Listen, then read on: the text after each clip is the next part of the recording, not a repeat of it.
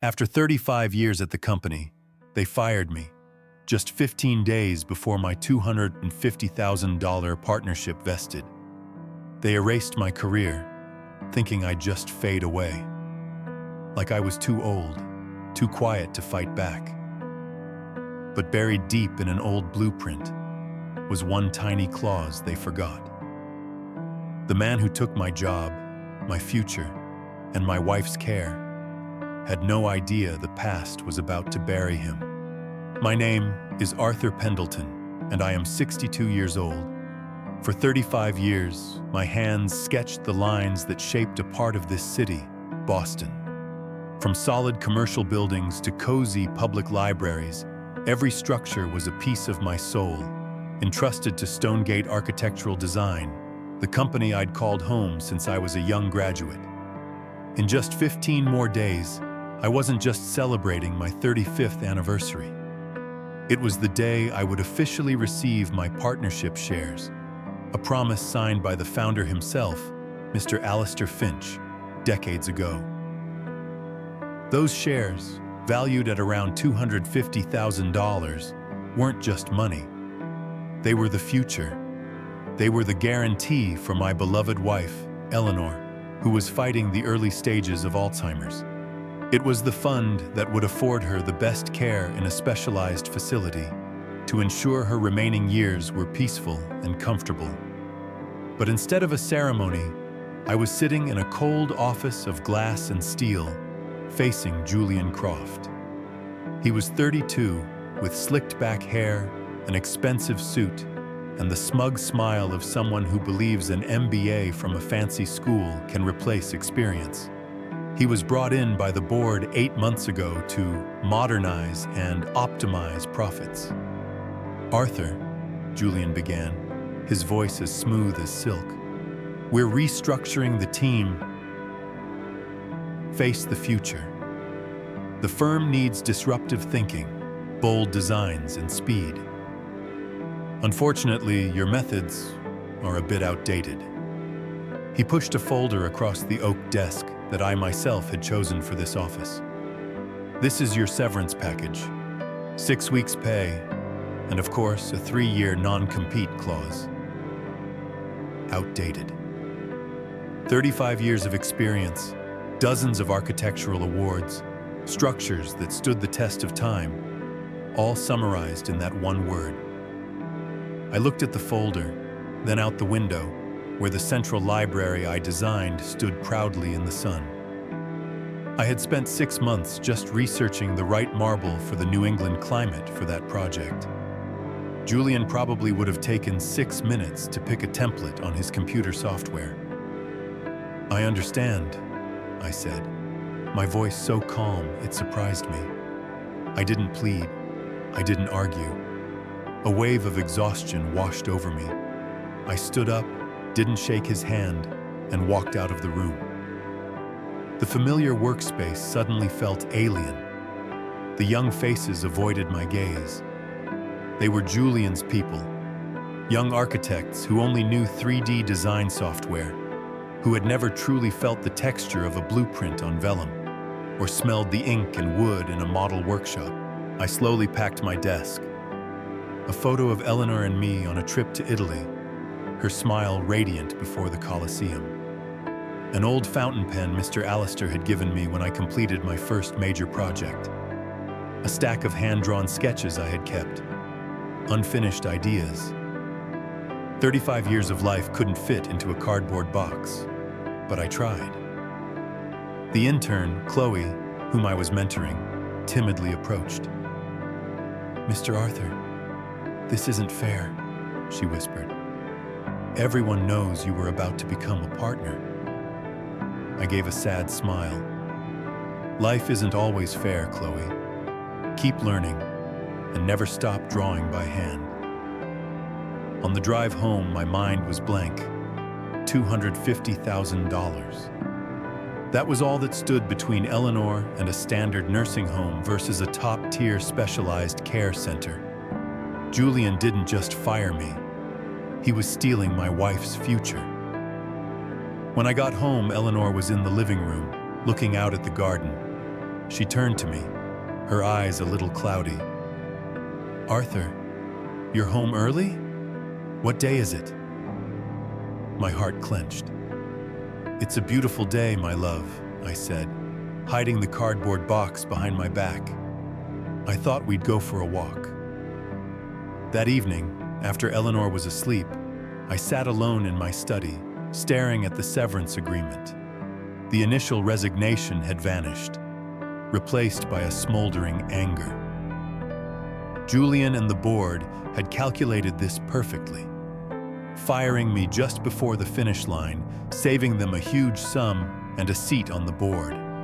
They thought a 62-year-old man would just accept his fate. They were wrong. I didn't call my daughter, a brilliant lawyer in California. She had enough on her plate. Instead, I found another number. David Sterling, the son of my late best friend. David was a tough-as-nails labor attorney, known for never giving up. I used to change his diapers. Now, I needed him to fight for me. "Mr. Arthur?" David picked up immediately. "What's wrong that you're calling me at this hour?" I told him everything. About Julian, the 15 days, the shares, and most importantly, about Eleanor. David listened in silence, only interrupting occasionally to ask for a specific detail about my contract. "Mr. Arthur," David said after I finished, his voice firm, "do not sign anything. Scan all of it and email it to me right now. I think Julian Croft just made a very big mistake." A flicker of hope ignited in me. "You think we have a chance?" "I don't think so," David replied. "I know so. Arrogant people leave trails, and I'm going to find them." The next morning, David called back, his voice filled with energy. "I've gone through the documents. Your partnership agreement is ironclad. But it's the way Julian fired you that's the issue. Restructuring and outdated style are very vague reasons. I bet he had to create a more specific pretext in your HR file. Can you still get into the office to collect your things?" "I have 2 more days," I answered. "Good," David said. "Request to see your personnel file. They can't refuse. Find the official reason they used to terminate you. That will be our starting point." The next day, I returned to Stonegate, feeling like a warrior returning to the battlefield. I went to HR and requested my file. The HR manager, a woman named Margaret, looked uncomfortable but couldn't deny my legal request. She handed me a folder, and there, tucked inside, was the real reason. An official memo from Julian, accusing me of gross negligence, leading to a design flaw in the Pinnacle Tower project in 2010. Causing potential liability for the firm. The Pinnacle Tower. I was stunned. It was one of my most complex projects. A flaw? Impossible. I had checked every detail, every specification. Julian was lying. He was attacking my legacy, the very reputation I had built over 35 years. I called David as soon as I left the building. "He's claiming you flawed the Pinnacle Tower design," David said, a hint of sarcasm in his voice. "Excellent. He just gave us a concrete target to attack. Mr. Arthur, do you still have the original drawings and notes from that project?" I think so," I hesitated. "We switched to digital archives a few years ago, but by regulation, all original blueprints must be stored in the company's archive room for 50 years. "Where is the archive room?" "In the basement. A dusty room no one has entered for years." "Perfect," David cheered. "He's a tech guy. He would never think to check a room full of old paper. Go there. Find everything related to the Pinnacle project. Every sketch, every note, every meeting minute. He attacked you on your home turf, and now we're going to use that turf to defeat him." A sense of purpose returned. I was no longer a victim. I was an architect about to defend his life's work. I went back to Stonegate late in the day, when most people had left. I got the key to the archive room from Margaret, who looked sympathetic. "Be careful, Arthur. It's very dusty down there." The archive room was just as I remembered. Rows of tall metal shelves packed with rolled-up blueprints and document boxes. The smell of old paper and dust hit my nostrils, a scent that was familiar and comforting. This was my kingdom. I found the section labeled 2015-2020. After nearly an hour of searching, I found it. A large box labeled Pinnacle Project, Master Drawings and Related Documents. I pulled it down, blew off a thick layer of dust, and opened it. Inside was a treasure trove. Detailed architectural drawings, neatly rolled and tied. Thick notebooks filled with my handwriting. And most importantly, design change orders, each one signed by the client and by Mr. Alistair Finch himself, who was still the honorary CEO at the time.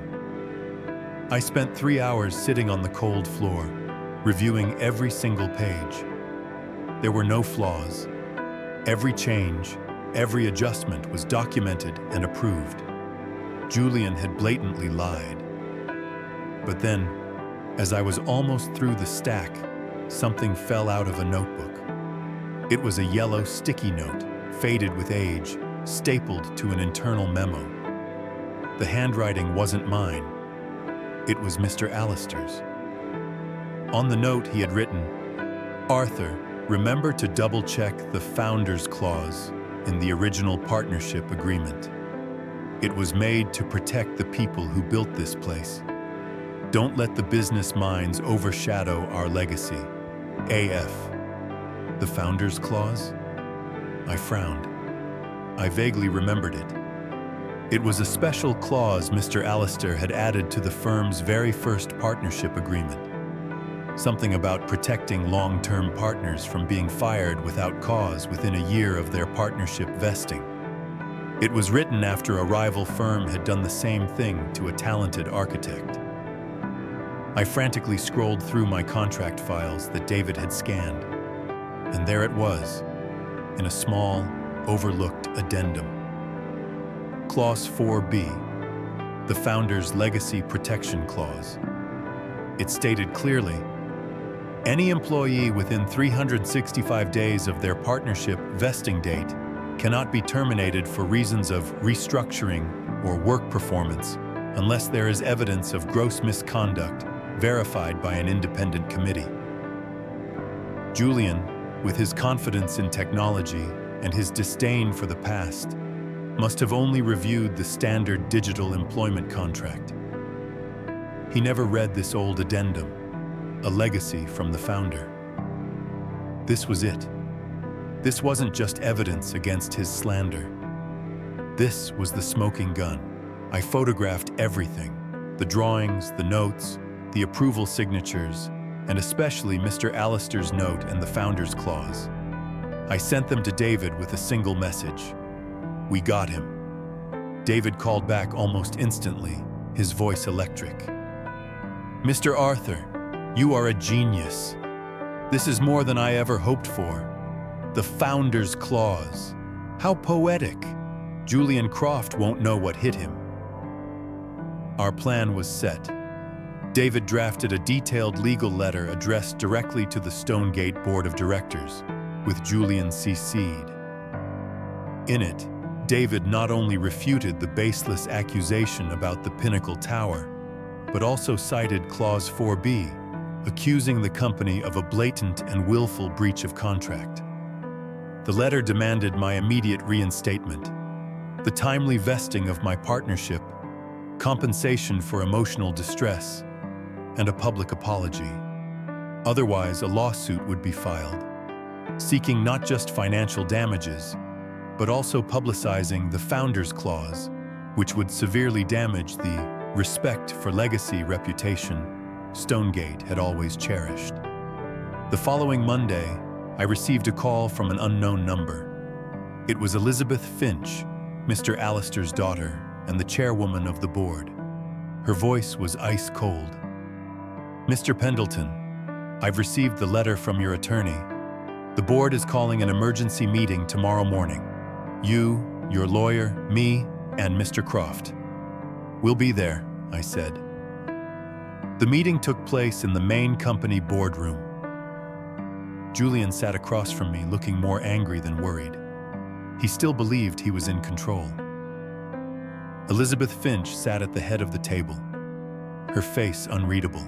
David began, presenting calmly and methodically, laying out every piece of evidence of my innocence in the Pinnacle project. When he finished that part, Julian scoffed. "What does a pile of old paper prove?" he said. "The reality is his productivity has declined. The firm needs to honor its own contracts, Mr. Croft," David interrupted, his voice sharp. He projected the image of the Founder's Clause onto the large screen. "Are you familiar with this clause? It's in the partnership agreement that Mrs. Finch's own father drafted." The color drained from Julian's face. He glanced at Elizabeth, then stared at the screen. His confidence shattered. He had clearly never seen it before. Elizabeth Finch cleared her throat. "Julian, were you aware of this clause when you decided to terminate Mr. Pendleton?" I reviewed the current policies," Julian stammered. "The system didn't flag this clause. It's an outdated rule." "Outdated or not, it is legally binding," David said. "And you violated it. A violation that not only put my client out of a job, but could cost this company millions in a breach of contract and defamation lawsuit." Elizabeth looked at Julian with eyes as sharp as knives. "You have not only shown disrespect to one of our most dedicated architects, but you have also shown gross negligence by failing to properly review the firm's legal documents. You have put us in an indefensible position." She turned to me. "Mr. Pendleton, on behalf of the board and my family, I sincerely apologize. A terrible mistake has been made." She looked back at Julian. "This meeting is over. Julian, you stay. We need to talk." As David and I walked out of the boardroom, we could hear Elizabeth's voice, no longer cold, but filled with fury. 2 days later, an internal announcement was sent out. Julian Croft had resigned for personal reasons. The interim CEO position would be filled by Elizabeth Finch herself. I received a package at home. Inside was a formal letter of apology signed by the entire board, my official partnership certificate, and a check for damages that was much larger than what we had asked for. But the most important part came the following week, when Elizabeth called me. "Arthur," she said, "we want you to come back. Not as an architect, but as a special advisor to the board, a legacy guardian, to ensure nothing like this ever happens again." I looked at Eleanor, who was watering plants in the garden. She was humming an old tune. I had what I needed to take care of her. The fight was over. "Thank you, Elizabeth. That's a great honor," I replied. "But I think it's time for me to spend time on my life's most important project." I retired, but the story didn't end there.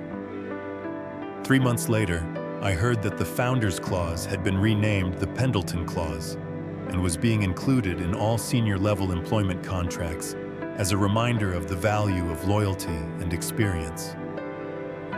That summer, I moved Eleanor into a high-end care facility overlooking the ocean. We walked on the beach every afternoon. Sometimes she remembered my name, sometimes she didn't. But she always smiled when she felt the warmth of the sun.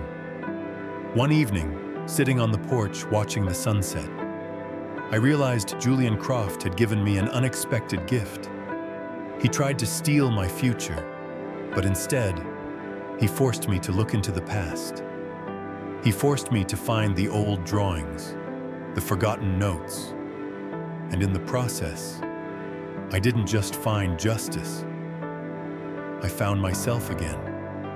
An architect, a husband, a man who would never let someone else erase the foundation he had worked so hard to build.